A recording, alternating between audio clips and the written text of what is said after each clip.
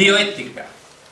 El tema de bioética se centra sobre todo en dos apartados. La bioética propiamente dicha, con su código deontológico, y una serie de elementos como pueden ser el aborto, como pueden ser la eutanasia, como pueden ser todas estas chorradas, y el consentimiento informado. De consentimiento informado siempre os va a caer una pregunta. De bioética os va a caer otra pregunta como mínimo. ¿Vale? Así que son temas muy pequeños, muy pequeños, que se estudian en no menos de 30 minutos, ¿vale? Y sin embargo, estamos hablando de preguntas seguras. Será no más de 30 minutos. No menos. Mínimo 30. Cuando dices 30 minutos, acabas no estudiando. Siempre hay que dedicarle 30 minutos. ¿Vale? ¿Entendido? En primer lugar, la bioética nace con su terminología actual sobre 1969-70. Era un término que había ideado un obispo americano en los años 1920 y tantos, con un sentido totalmente contrario. Hasta que un señor que recordaremos como Harry Potter, Van Rensselaer Potter, cogió ese término y le cambió de significado. Este señor era un oncólogo, era un especialista en cáncer, que empieza a decir que los problemas del tratamiento de cáncer en un país donde la sanidad es la primera causa de quiebras personales, eran muy delicados. Un tratamiento de cáncer son 60.000 euros. Si tienes que pagarlo tú, te quedas sin nada. ¿Comprendido? ¿Qué? Somos ricos hasta que entre el cáncer y otras cosas no tengamos para pagar sueldos. ¿Entendido? Van Rensselaer Potter siempre es una referencia en los exámenes. No es una pregunta hiperbraga, pero a Harry Potter hay que reconocerlo. ¿Entendido?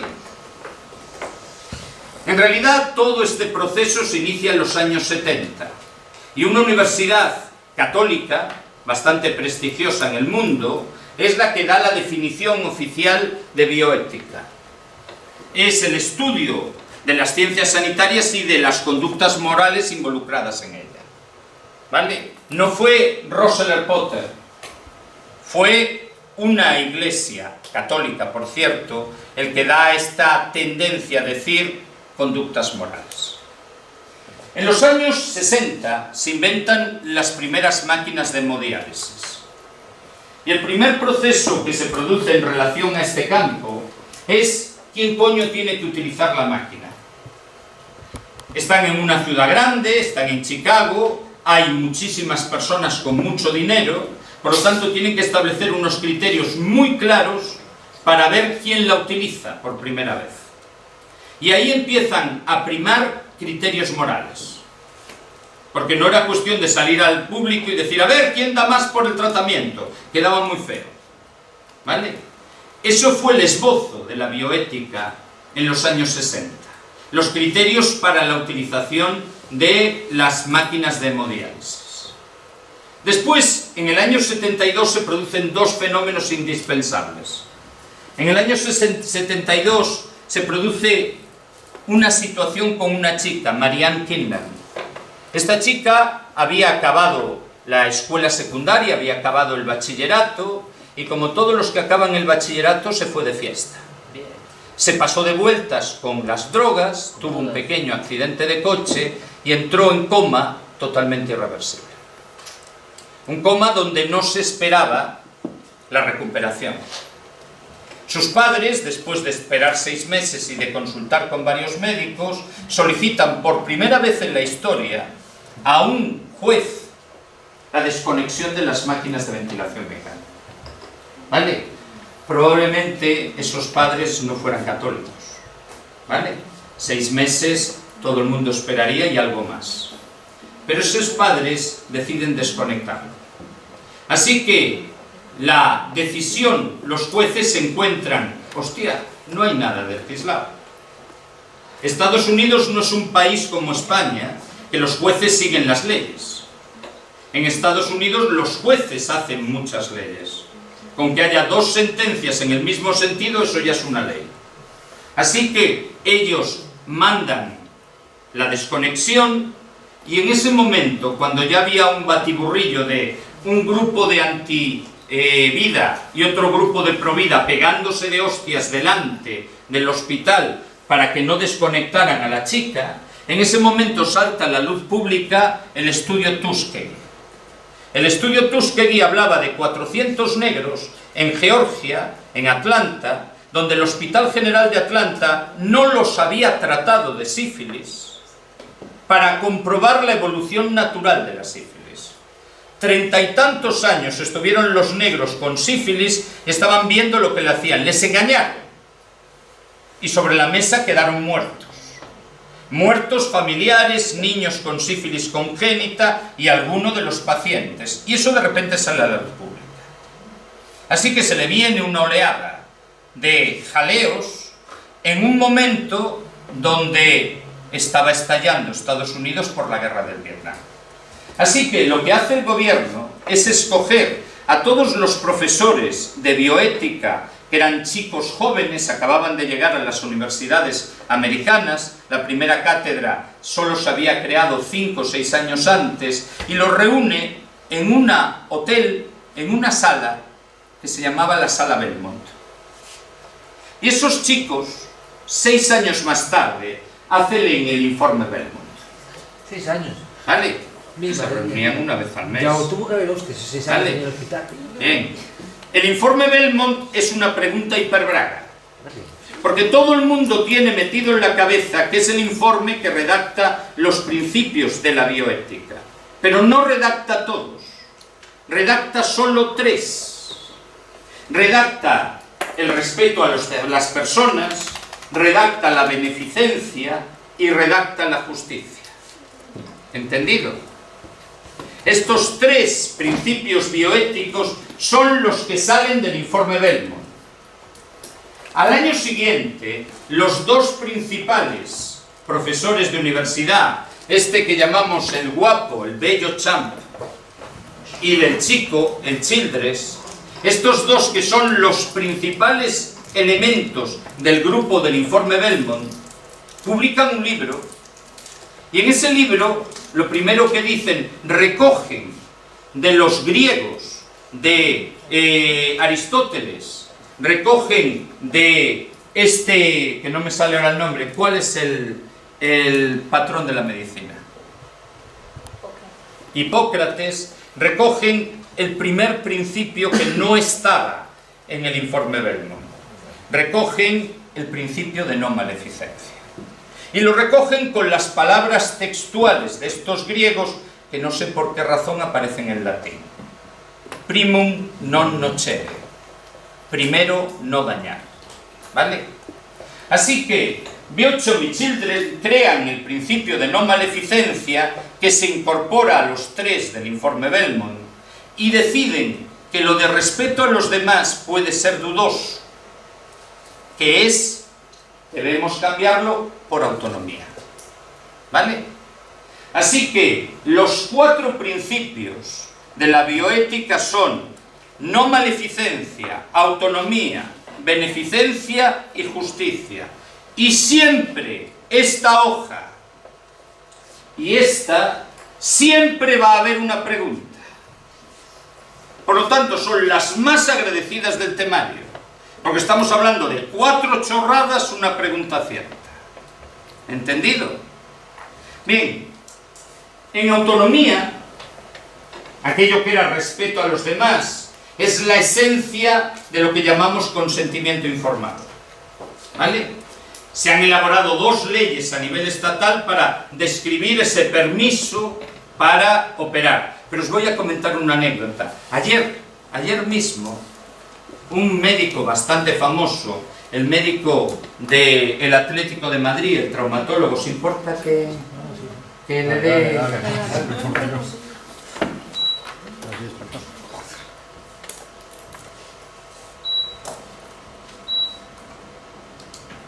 ¿Tienes mucho frío, Risa? Sí, rey.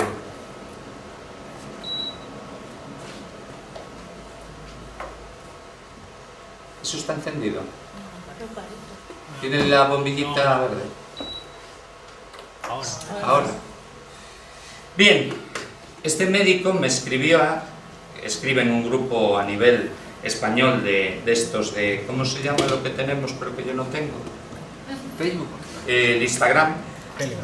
Bien, entonces llega al teléfono de mi mujer un comentario, una consulta que acaba de tener él, ¿vale?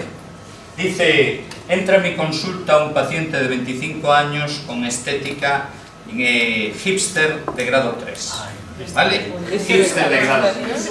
Quiere decir, un hipster estos con pantalones cortos, con barba florida, un chico que va de culto. Y además escribe textualmente como habla él. Dice, es un chico que vive en el barrio de Salamanca que me presenta el siguiente caso, ¿vale? Mire, doctor, desde hace 4 días tengo un panadizo, tengo una lesión en el dedo y yo quisiera que me lo tratara, pero le recuerda a usted que soy un vegano muy coherente con mis ideas, así que me niego a utilizar cualquier tipo de medicación o cualquier tipo de protocolo médico que haya sido experimentado con animales, ¿vale? Entonces, entonces este señor dijo, vale, perfecto, tiene usted derecho, es el principio de la autonomía, ¿vale? Así que después de revisarlo, se negó en rotundo a hacer un TAC, que era lo que él quería, porque vivimos en una sociedad tan demenciada que para una infección de una uña en un dedo ya hay gente que pide TACs, ¿vale? ¿Entendido? Es verdad. Tú tienes una lesión en un dedo y dicen, a ver, ¿cuándo me hacen el TAC? Mis tiempos te ponían una tablilla y te decían, tienes 9 más, si se te queda jodido, se te queda. Así que al acabar le produce, mire, señor, tenemos 2 opciones. La primera, amputación traumática con luego recubrimiento mediante una, ¿cómo se llama? Un trapito lleno de líquido con hierbas.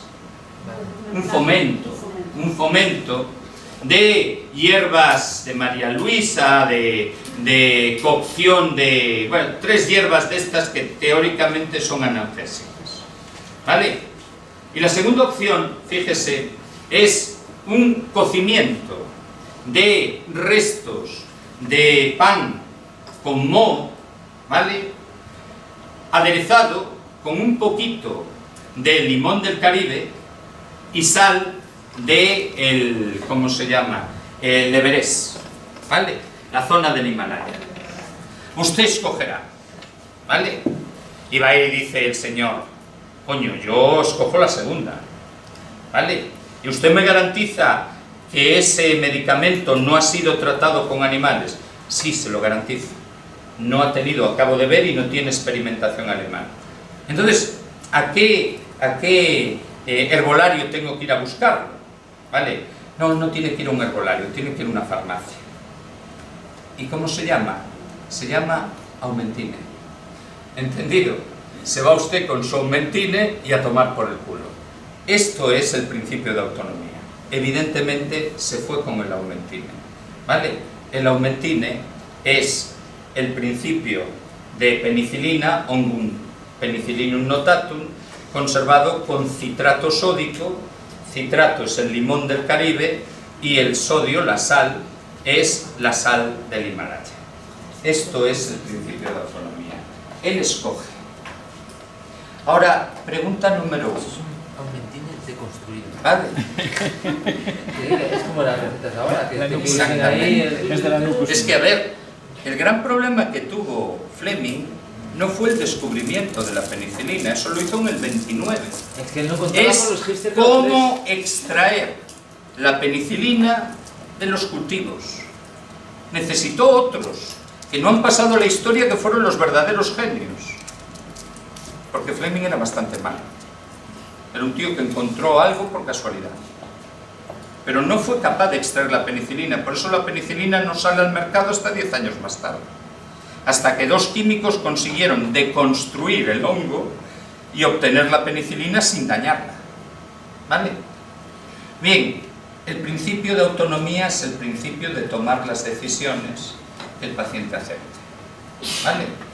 En mi puta vida he visto que alguien plantee decisiones claras y que la gente escoja. Todos damos por supuesto que lo que dice el médico es la única opción. ¿Vale? Bien, principio de beneficencia. Actuar en beneficio de los demás. Normalmente tenemos muy claro que no vamos a dañar, pero la radioterapia es dañar. La radioterapia ejerce efectos secundarios. Así que siempre habrá de que discutir si asumes un riesgo brutal en un tratamiento experimental a una costa que sabes que no te va a curar siempre. Luego tenemos la justicia, es el más difícil.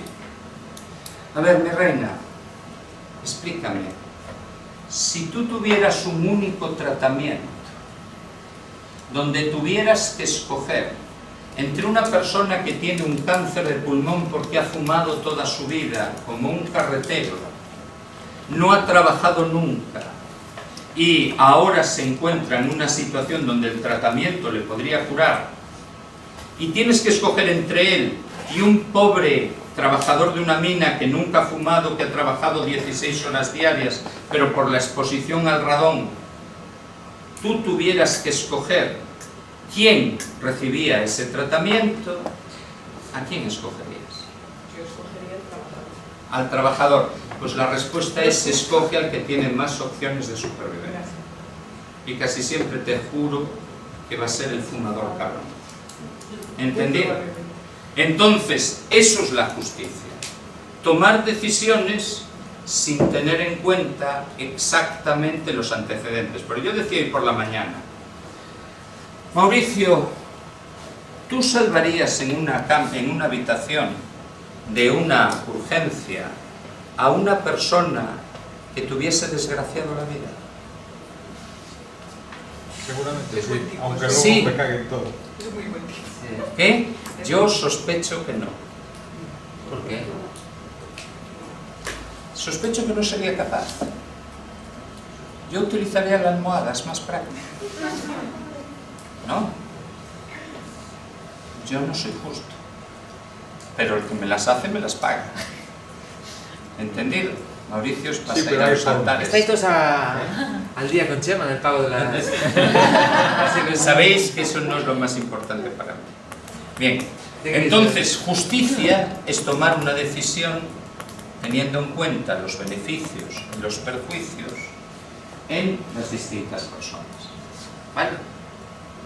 Después tenemos, en 1988, un autor español que se llamaba García o García, sostiene por primera vez que las actividades bioéticas deben respetar siempre dos principios. Era lo mínimo que se podía hacer.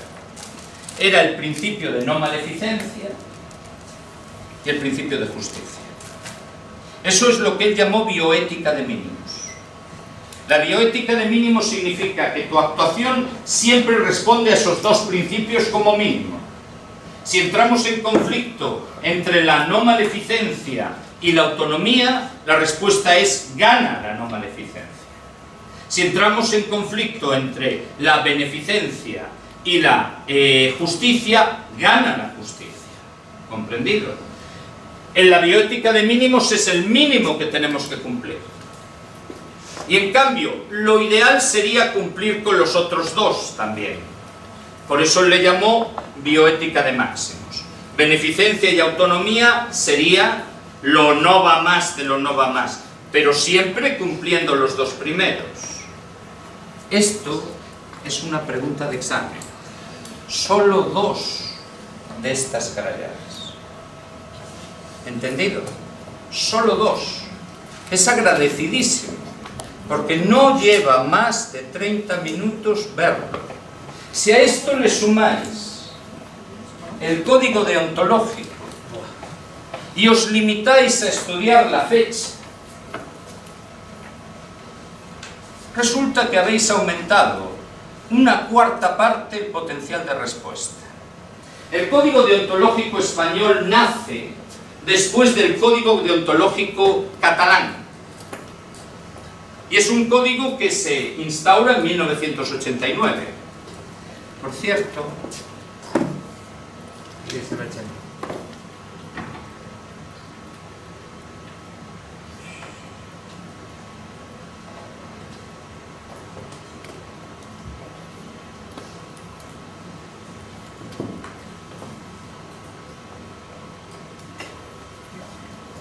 ábreme la noticia.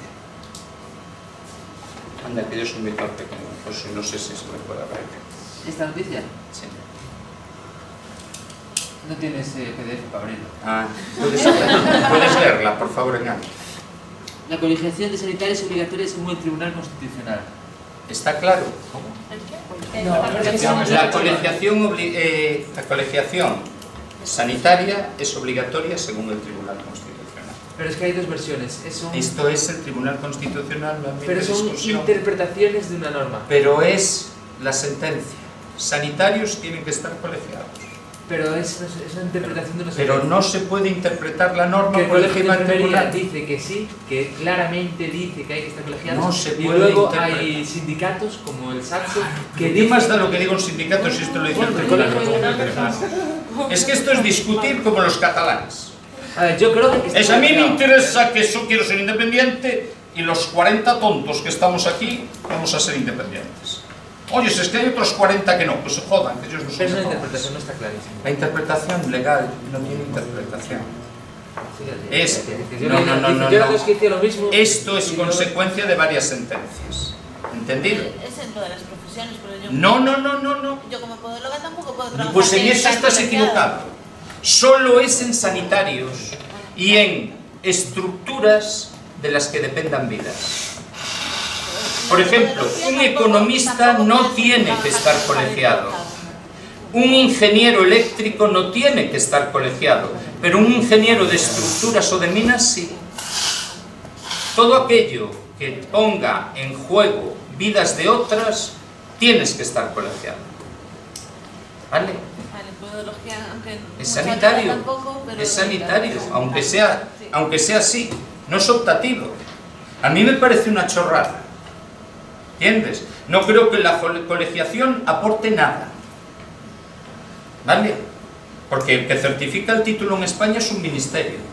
Esto no es Estados Unidos, donde el título no te lo certifica nadie, ¿vale? Los títulos de Estados Unidos no son oficiales en todos Estados Unidos. Entonces se necesitaba una entidad que certificase que eso es, que estabas capacitado para trabajar. Pero son así. ¿Entiendes? Bien, el código deontológico tiene muy pocas preguntas de examen. La primera siempre será su fecha. ¿Entendido? La segunda es que obliga a todos los profesionales que trabajan en España, independientemente de su nacionalidad. ¿Vale? Siempre había personas que decían, yo soy argentina, no tengo por qué obedecer el código deontológico. ¿Vale? Español, porque soy argentina y me han traído aquí. Entonces hay que aclarar, sí, recordar que esto no tiene fuerza de ley. El código deontológico no te puede juzgar y meter en la cárcel, pero sí te puede ocasionar un problema. Teóricamente al menos, la no respetar el código deontológico, no estar colegiado, puede significar la pérdida de tu puesto de trabajo. ¿Entendido? Porque es un requisito indispensable para acceder a él. ¿Entendido?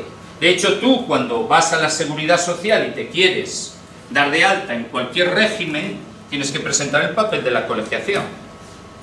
¿Vale? Lo que pasa es que nosotros, como trabajamos para una entidad, no vamos a darnos de alta a la Seguridad Social directamente. ¿Vale? El Sergas no lo exige. ¿Eh? El Sergas no lo exige. Es que eso es lo incongruente. Madrid sí, pero Vale. me parece, ¿no? Entonces, siempre tendremos esos elementos. Después, tenemos que tener perfectamente claro que hay una serie de puntos que son centrales. ¿Vale? 200 y algo. Son 56 cada trimestre. Bien, el principal sería el segundo concepto que yo tendría claro es que es el secreto profesional, el código deontológico establece que si se tiene que romper por cualquier tipo de disposición legal, porque tengo que declarar en un juicio, se rompa lo mínimo ante el mínimo número de personas posible. Entonces, cuando una enfermera, José, cuando un sanitario tiene que declarar rompiendo el secreto profesional, el público tiene que salir de la sala. ¿Entendido? No puede tener difusión pública lo que diga. Este elemento, lo mínimo ante el mínimo de personas posible, con lo que afecta a los extranjeros y con la fecha de el código deontológico, son los 3 elementos clave a la hora del examen. Lo demás, os echáis una lectura rápida, os va a causar algunas cosas tristes. Triste para mí es que haya expresiones como protección al paciente frente a tratos degradantes.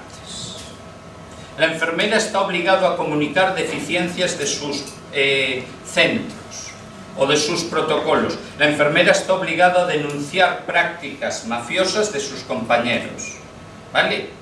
Y sobre todo, hay algo que no entiendo. Habla de minusválidos, habla de protección al medio ambiente, habla de todo, pero en una profesión que es eminentemente femenina, no habla de las mujeres.